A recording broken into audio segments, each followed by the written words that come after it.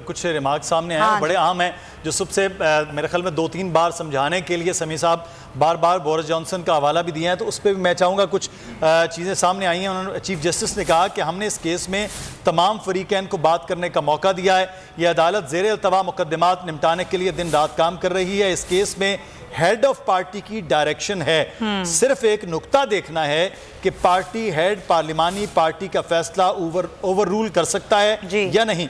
पार्लिमानी party आम आवाम की assembly में नुमाइंदगी करती है। 18वीं तरमीम में पार्लिमानी पार्टी को इख्तियारात दिए गए। बोरिस जॉनसन को पार्लिमानी पार्टी ने वजारत उज़्मा से हटाया है। ये चीफ जस्टिस साहब ने आज रिमार्क्स में कहा, हमने जमहूरियत और पार्लियामेंट को मजबूत करना है, अफराद को नहीं।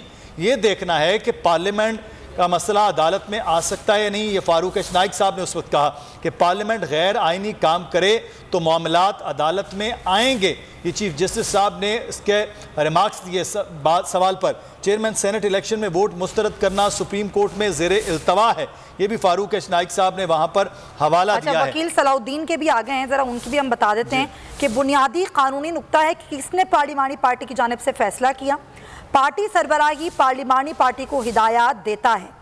चीफ जस्टिस ने फिर कहा, कोई ये नहीं बता रहा कि सुप्रीम कोर्ट ने कहाँ फैसले में पार्टी हेड का जिक्र किया। वकील सलाउद्दीन ने यह कहा कि पार्टी हेड रुकन असम्बली ना हो फिर भी अरकान असम्बली को डायरेक्शंस दे सकता है। पार्टी हेड अरकान असम्बली को पार्टी टिकट जारी करता है। ये दलाइल दे रहे हैं जी सभी साहब, सलाउद्दीन साहब।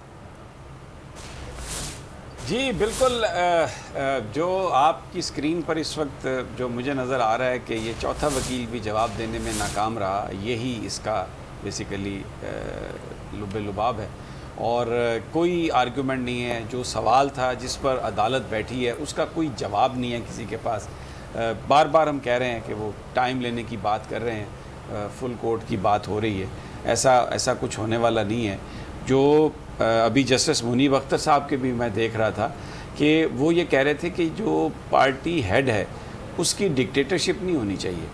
ये अगर पार्लिमानी पार्टी अगर फैसला करती है तो फिर इसका मतलब ये है कि वो बाइख्तियार है अगर वो अक्सरियती फ़ैसला है तो, और यही डेमोक्रेसी की रूह है। अगर ऐसा नहीं है तो फिर तो आप किसी को चेंज ही नहीं कर सकते। वैसे पार्टी हेड है।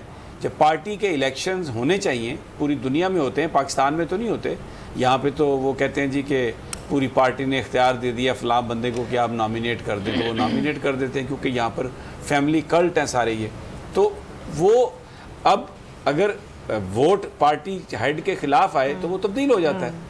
लेकिन ये जो इंटरप्रिटेशन कर रहे हैं इसके मुताबिक तो जो पार्टी हेड की डायरेक्शन है, जो उसका फ़ैसला है, उसको कोई अंडू ही नहीं कर सकता, उसको कोई चैलेंज ही नहीं कर सकता। तो ये कौन सी डेमोक्रेसी है? ये तो एक बिल्कुल एक शख्सी आमरियत है जिसकी तरफ ये ले जाना चाहते हैं। और बाय द वे 18वीं तरमीम में जो पार्लिमानी पार्टी है उसको रिप्लेस किया गया पार्टी हेड से, और वो उसमें अल्फाज शामिल करके तो पार्लिमानी पार्टी जो थी उसको मजबूत बनाया गया। इससे पहले ये नहीं था।